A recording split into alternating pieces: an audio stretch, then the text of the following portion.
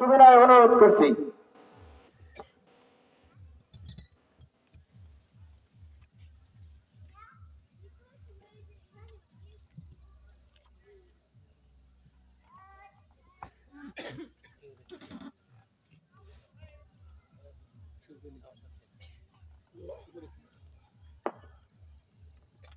আসসালামু আলাইকুম ওয়া রাহমাতুল্লাহি ওয়া বারাকাতুহু।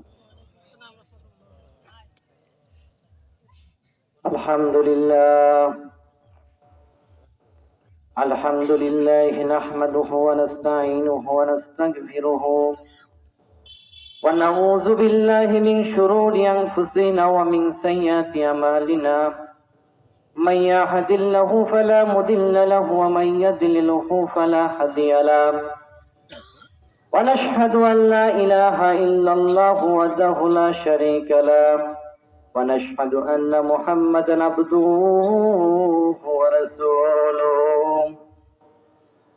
أرسله بالحق بشيرا ونذيرا وداعيا إلى الله بإذنه وسراجا منيرا.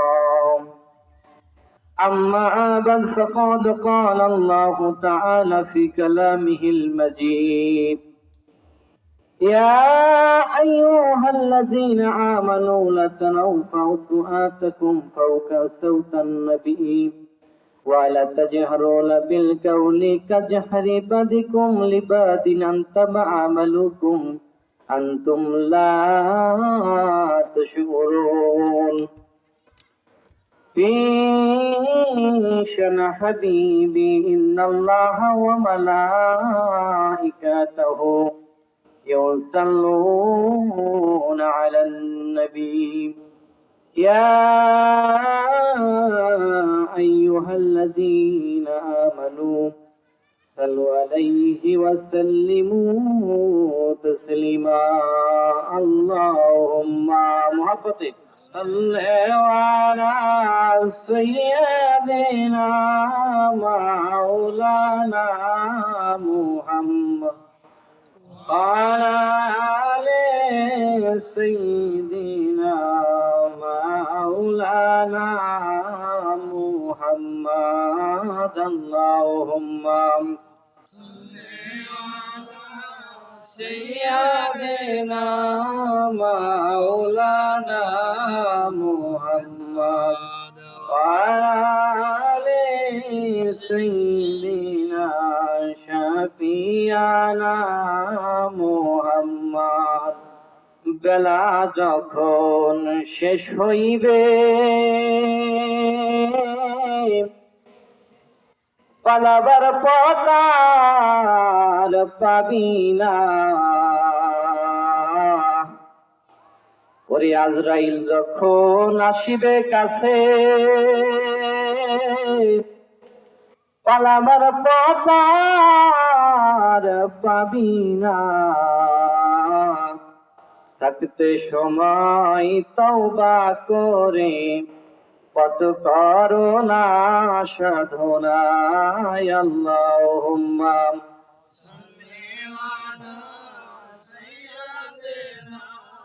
মাওলানা মুহাম্মদ ওয়া আলা আলি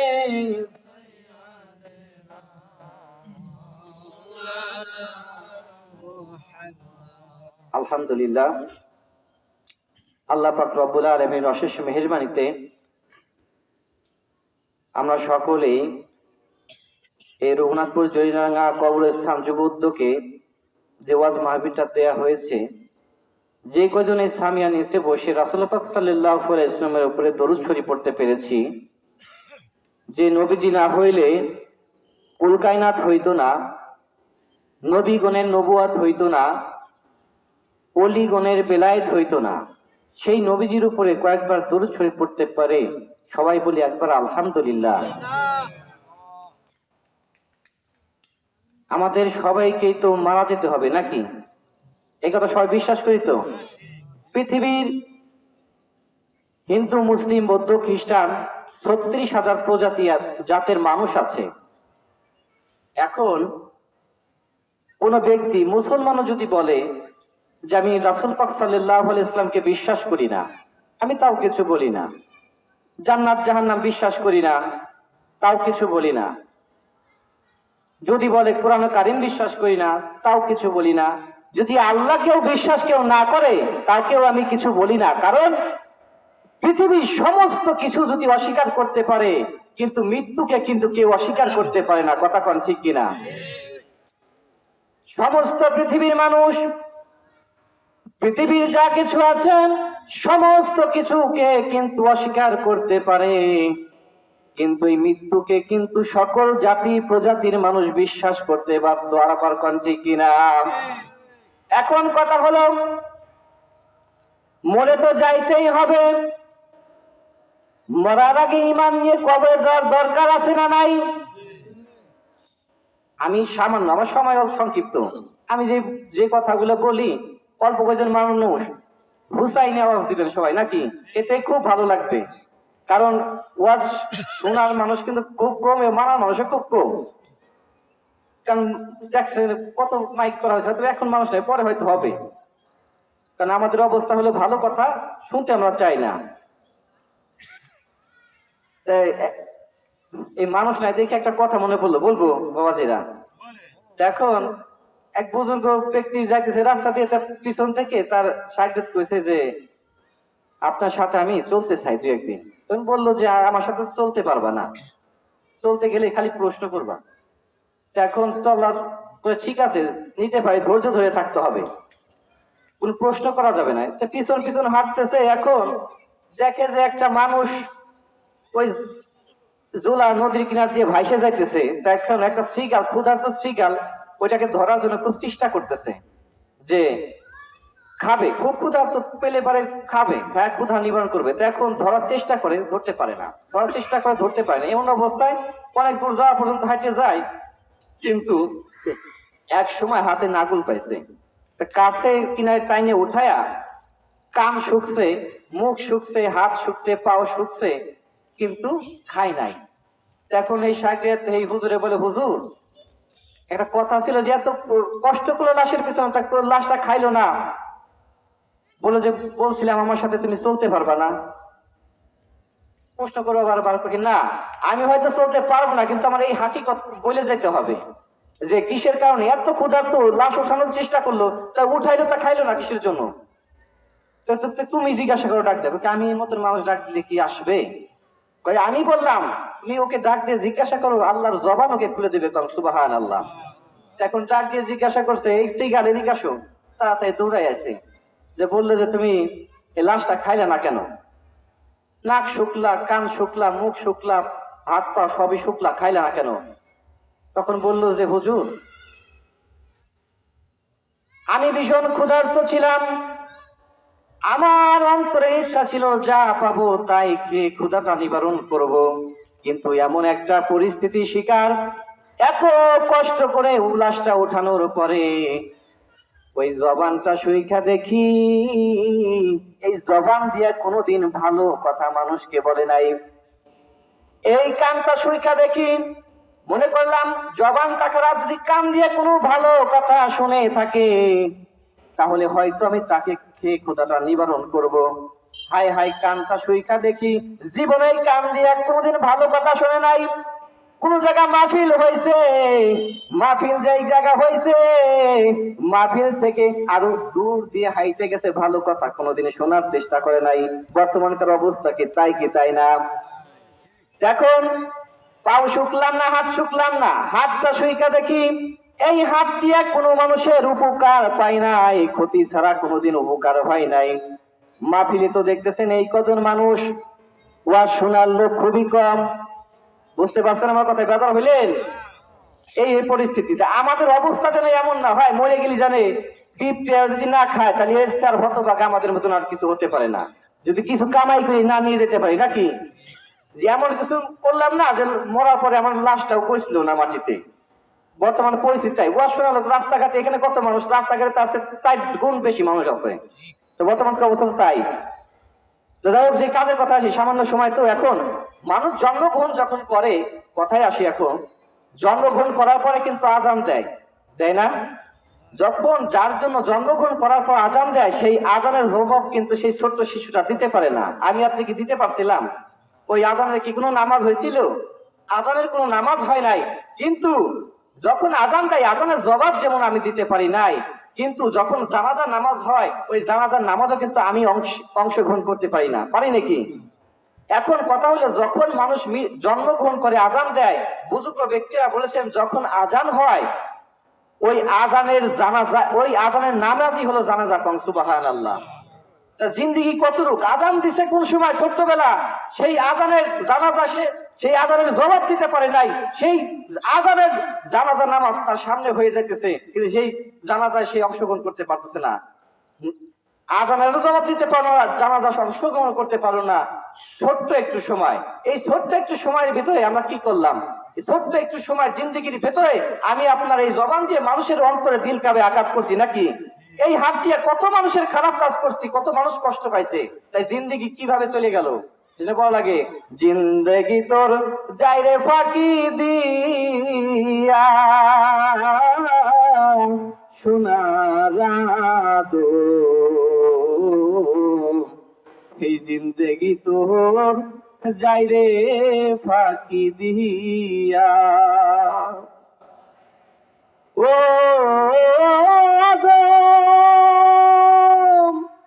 পাক ধরিয়া গেছে দাড়ি, এই দন্ত আছে গোটা সারি, সমন জারি করিয়াছে গিয়া সোনার জিন্দেগি তোর যাইরে ফাঁকি দিয়া। কি ফাঁকি দিয়ে যাইতেছে না?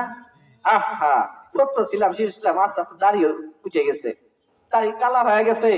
আবার কবে যে আচমকা ভাবে জীবন পরিচালনা করতে করতে আয়নার সামনে দাঁড়ায় দেখো ফক ফকা তাকে দুধের মতো সাদা হয়ে গেছে, তাই না? এখন মানুষ মরার ওই লাশটা সামনে রেখে একটা কথা সবাই কিন্তু আলেম বলে, কুলু নাফসিন জায়গাতুল মাউত, বলে কি বলে না?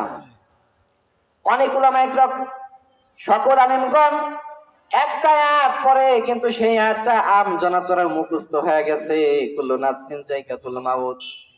কথা কোন ঠিক কিনা? কিন্তু এই আয়াতের ভিতরে কিন্তু বিশাল হাকিকত আছে।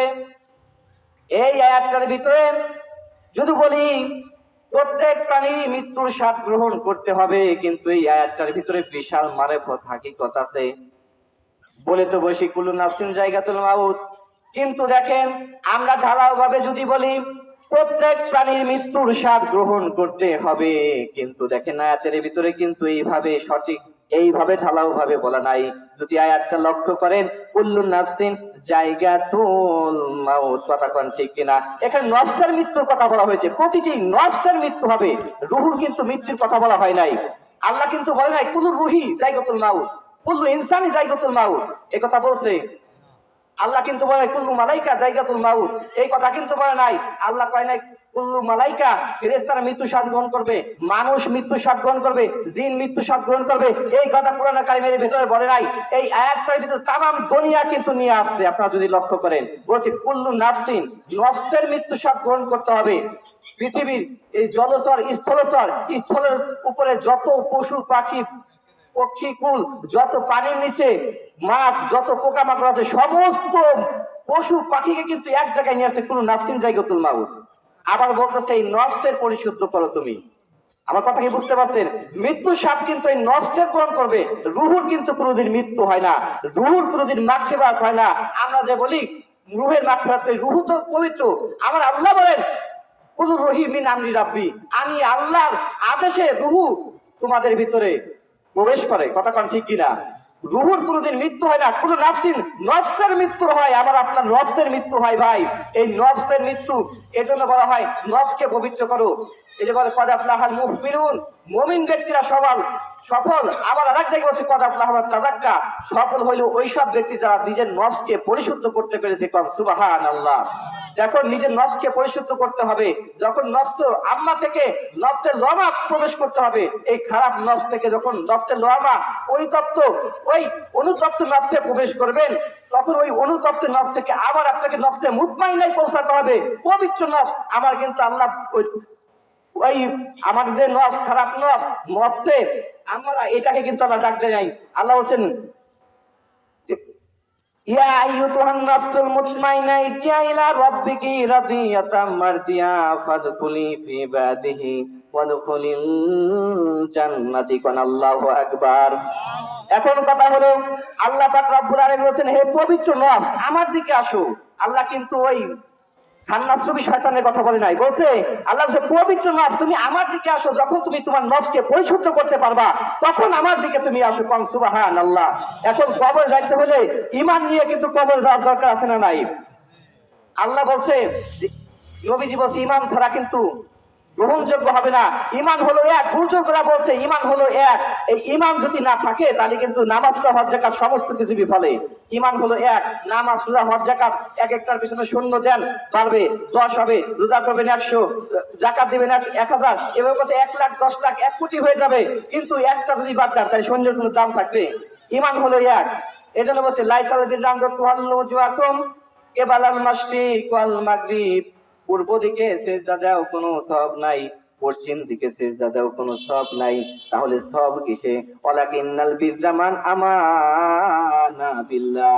সওয়াব পাবে একমাত্র ঈমানে। কোন সুবহানাল্লাহ। এই ঈমান যদি ঠিক না থাকে আমার আপনার, সমস্ত কিন্তু বিফল। আমার নবী বলেন বুখারী শরীফের ভিতরে আছে, আলা আল ঈমান আলিমাল্লাহ মুহাব্বাতান লাহু, আলা আল ঈমান আলিমাল্লাহ মুহাব্বাতান লাহু। আমি নবীর অন্তরে যার, আমার জন্য যার অন্তরে প্রেম নাই সে কোনোদিন মুমিন হইতে পারে না। কথা কোন ঠিক কিনা? আবার অন্য জায়গায় বলছে, লা ইউমিনুনা আহাদুকুম হাত্তা আকুনা হাব্বা ইলাইহি মিন ওয়ালিদিহি মিন ওয়ালিদাইন ওয়ান নাসি আজমাইন। এ দুনিয়ার মানুষ, তুমি ততক্ষণ পর্যন্ত ইমানদার হইতে পারবে না যতক্ষণ তোমার পিতা মাতা, ধন সম্পত্তি, পুত্র সমস্ত কিছুর চাইতে ওয়ান্নাসি আজমাইন, ওই পৃথিবীর সমস্ত ওয়ান্নাসি আজমাইন পৃথিবীর সমস্ত কিছুর চাইতে আমি নবীকে যতক্ষণ পর্যন্ত মহব্বত করতে না পারবে ততক্ষণ পর্যন্ত ইমানদার হইতে পারবে না। কথা কোন ঠিক কিনা? আমার আল্লাহ পাক রব্বুল আলামিন নবীর শান এত যে মহান, করিতে প্রমাণ সেদিন কিন্তু লটকাইবে মিজান। কথা কোন ঠিক কিনা? নবীজির শান এত মহান, আল্লাহ পাক রব্বুল আলামিন একবারে কিন্তু মানুষকে জান্নাত জাহান্নাম নির্ধারণ করতে পারতো না। এই মিজান হাসর ফুলসিরাত কিন্তু বানানোর আল্লাহর কোনো প্রয়োজন ছিল না। আল্লাহ পাক রব্বুল আলামিন কঠিন হাসরের ময়দানে কিন্তু একবারে বলতে পারতেন, ও জান্নাতীরা তোমরা এই কয়জন জান্নাতি জান্নাতে চলে যাও, এই কয়জন জাহান্নামী জাহান্নামে চলে যাও, বলতে পারতো না? মিজান হাসর ফুলসিরাত কিন্তু বানানোর কোনো প্রয়োজন ছিল না। আমার নবীজি রাখবেন, কবরে রাখবে আমার নবী আছে না নাই? কবরে রাখবেন, কবরে আমার নবী, হাসরে আমার নবী, মিজানের ঘাটে নবী, ফুলসিরাতের ঘাটে নবী, হাউজে কাউসারের কাছে কিন্তু আমার নবী। আবার দেখবেন জাহান্নামের গেটের কাছে গেছেন, ওইখানে নবী। আল্লাহু আকবার বলেন। এই যে দেখেন আমার নবীজির শান এত যে মহান, জান্নাত জাহান্নাম মিজান ফুলসিরাত বানানোর কিন্তু কোনো প্রয়োজন ছিল না। এই জন্য আমার নবীজির জন্য জান্নাত জাহান্নাম মিজান ফুলসিরাত শাফায়াতের কান্ডারি বানাইছে। কারণ নবীজির শান এত যে মহান, করিতে প্রমাণ সেদিন লটকাইবে মিজান। কোন সুবহানাল্লাহ। যাই হোক, অনেক আমার কিছু বলার ছিল, হয়তো পরিচিত করতে পারলাম না। আর 2টা মিনিট সময় নাকি? 2টা মিনিট সময় এখন সংক্ষেপ সারে দিতেছি। এখন নবীজিকে তো মহব্বত আমরা সবাই করবো নাকি? আল্লাহ পাক রব্বুল আলামিন আমাদেরকে সেটা করার তৌফিক দান করুক। সবাই দুরূদ শরীফ পড়ি। আল্লাহুম্মা সাল্লি সাইয়্যিদিনা মাওলানা মুহাম্মদ ওয়া আলা আলি সাইয়্যিদিনা শাফিয়ানা মুহাম্মদ। বেশি বেশি দুরূদ শরীফ পড়া করছি আমরা সবাই চেষ্টা করব। চলো, দুরূদ শরীফের পরিচয় হলো ঈমানের অংশ। এই দুরূদ শরীফ যে বেশি পাঠ করবে আল্লাহ পাক রব্বুল আলামিন গরিবের ঘরেও আমার নবীজি স্বপ্নে দিদার হয়ে যেতে পারে। কম সুবহানাল্লাহ। বেশি বেশি সবাই দুরূদ শরীফ পড়ার চেষ্টা করবেন, কারণ এই দুরূদ শরীফ হলো ঈমান চেনার উপায়। আমার মিলাদ মাহফিলে বসে কিন্তু নবীজি দুরূদ পড়ে না কিন্তু নাকি? কয়টা বেদাত শিরক আনতেন, আবার তারা এসে দেখেন নবীজি সালাম আলাইকা বলে না। কি ঠিক আছে না? তাল মিলিয়ে চলার জন্য দাঁড়াইছে, কিন্তু মুখ বন্ধ দেখেন, মুনাফিকের লক্ষণ চিনে রাখেন। এই যে বলছে যে সেজন্য যে এই নবীজির এই দুরূদ শরীফের যারা বয়কট করবে, লানা হুল্লা ফিদ দুনিয়া ওয়াল আখিরাত, তারা দুনিয়ার ভিতরে আযাব ভোগ করবে, আখিরাতেও হুম ফিয়া খুলিদুন, যেখানে তারা চিরস্থায়ী থাকবে। কথা কোন ঠিক কিনা? যে নবী চেনার, নবীজি মুহাব্বত যদি অন্তর থাকে তাহলে কিন্তু উপায় নাই।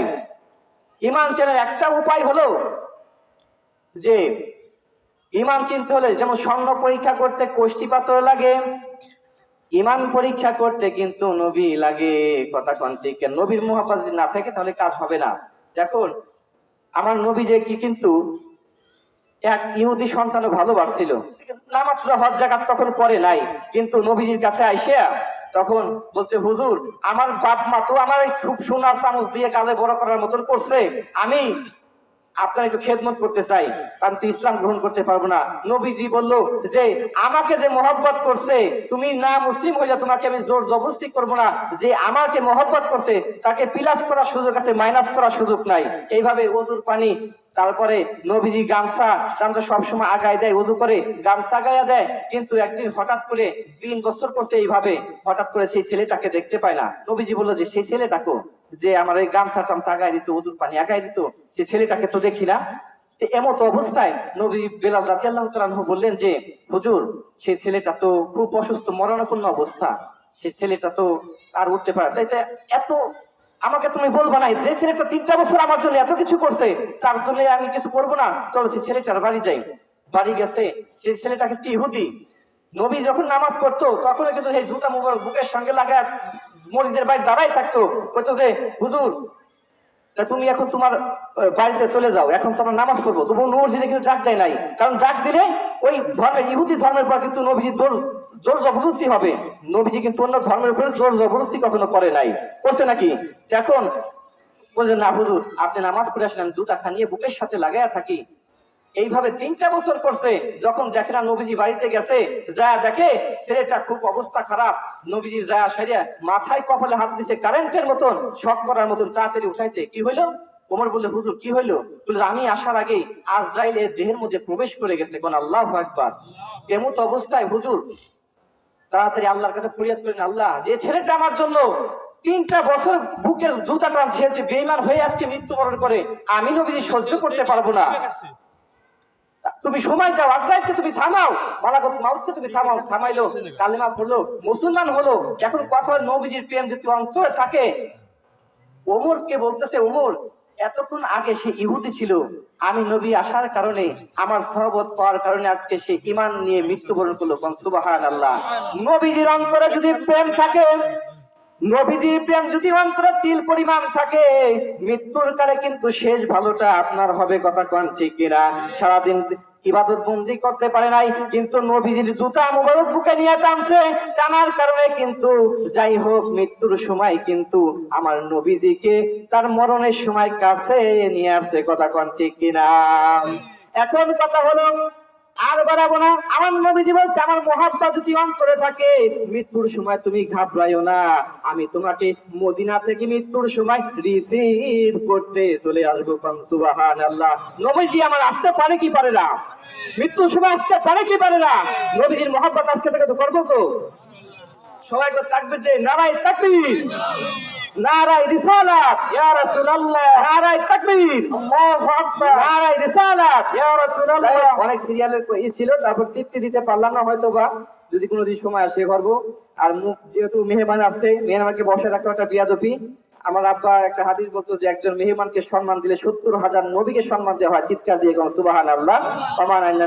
ওমা রাইনাল বেলায়। আসসালামু আলাইকুম ওয়া রাহমাতুল্লাহ।